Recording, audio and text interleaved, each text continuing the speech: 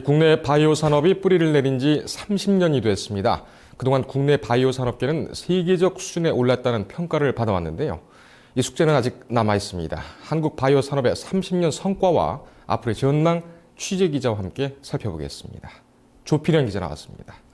자, 조 기자. 네. 한국 바이오 산업이 지금 시작된 지가 1982년이었죠? 예, 벌써 30년이 됐습니다. 우선 그 지난 30년 동안 어떤 일이 있었는지 짤막하게 짚고 넘어갈까요? 네. 앞서 앵커가 말했던 것처럼 국내 바이오 역사는 1982년 생명과학 연구소가 출범을 하면서 네. 사실상 우리 국내 바이오 산업의 탄생하는 계기가 됐는데요. 네.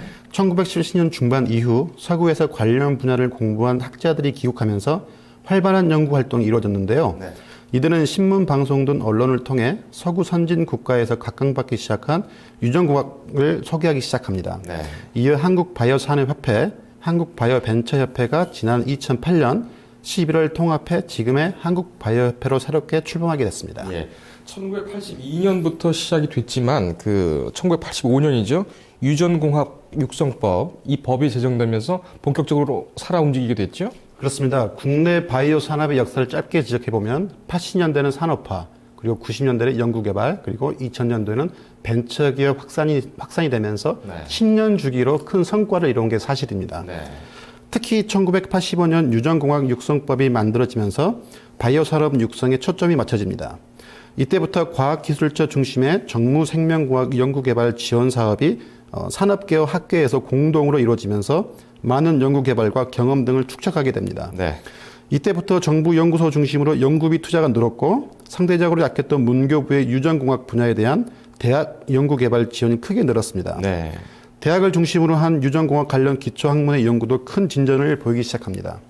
조한규 한국바이오협회 명예회장은 협의회가 이룬 일 가운데 가장 중요한 것은 연구조합의 협의도 만든 유전공학 육성법이라며 이 법이 없었다면 오늘의 생명공학 발전 없었다고 당시를 회고하기도 했습니다. 예.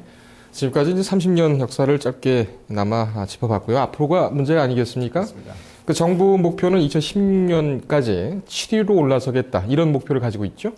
정부도 국내 바이오 활성화에 적극 지원을 하고 있습니다. 네. 일단 정부는 오는 2016년까지 생명공학 육성법을 지정을 해서 세계 7위 강국으로 끌어올려놓는다는 장기적인 계획을 마련하고 있습니다. 네.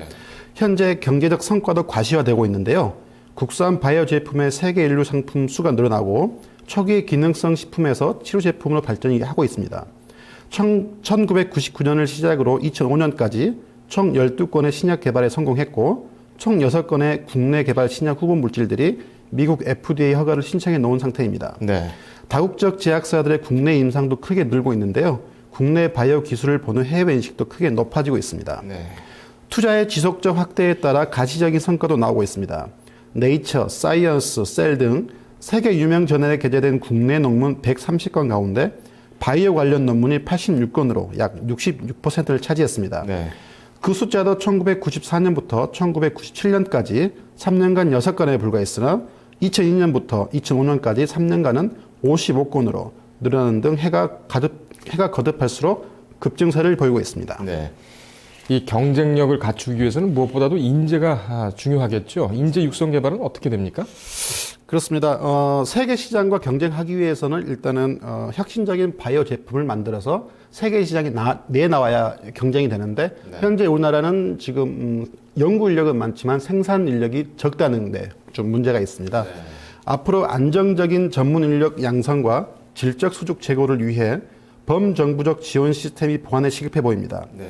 BT, IT, NT 등 첨단 기술과의 융합에도 유연하게 대응할 수 있는 인력 양성 제도와 현장 중심 기술 교육을 강화해야 할 것으로 보입니다. 네. 정부가 2016년 세계 7위까지 올라서겠다 이런 목표를 내놓은 만큼 앞으로 그 국제적인 그 경쟁이 상당히 좀 치열하겠어요?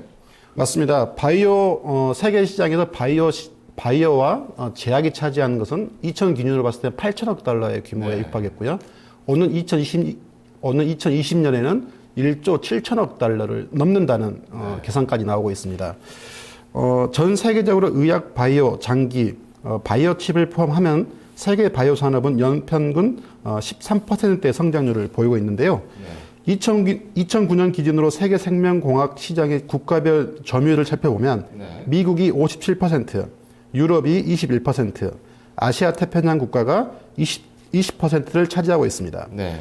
2020년에 이르면 브라질, 중국, 인도, 인도네시아, 멕시코, 러시아, 터키 등 국가의 경제가 크게 성장해 전 세계 바이오 산업의 시장의 약 20%를 차지할 것으로 예상이 됩니다. 네. 이 바이오 경제라는 말이 이제 더 이상 먼 나라 그리고 또 먼 미래 얘기는 아닌 것 같습니다. 이게 상당히 좀 새로운 패러다임으로 또 우리나라 또 우리 그 생활문을 또 이렇게 변경을 시킬 수가 있을 것 같고요. 자, 이제 마지막으로 한국 바이오 산업 어떤 과제들이 있는지 한번 짚어보겠습니다. 어떤 과제들이 있죠? 네, 일단은 세계 각국은 바이오 산업의 R&D에 경쟁적으로 투자를 이어가고 있습니다. 가장 큰 이유는 BT 강국으로 일어서기 위한 가장 각국의 노력이겠죠. 전문가들은 우선 원천 기술과 핵심 기술 확보를 위해 기술 개발 역량을 강화해야 한다고 지적을 하고 있습니다. 네.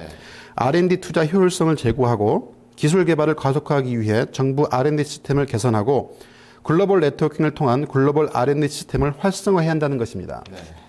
기술 개발의 성과 확산을 위한 시스템 보완도 시급해 보입니다. 유망 바이오 산업의 R&D 실용화를 촉진하기 위한 지식 재산 관리 기능을 강화하고 막대한 연구개발 비용을 확보하기 위해 민간 시장 중심의 기술개발 금융제도도 구축해야 합니다. 네. 또 산업화 촉진을 위한 인프라 확충 역시 중요한 과제로 지적되고 있는데요. 세계적 수준의 비임상, 생산 시설 등 실용화 인프라를 확충하고 인허가 기관의 허가 및 심사 체계를 선준히 한다는 것입니다. 예. 그 1조 시장이 넘고요. 네. 앞으로 또 30년 동안 지난 30년 동안 또 눈부신 발전을 해온 만큼 앞으로의 또 바이오 산업의 확장과 발전이 또 기대가 됩니다. 조 기자 오늘 잘 들었습니다. 고맙습니다.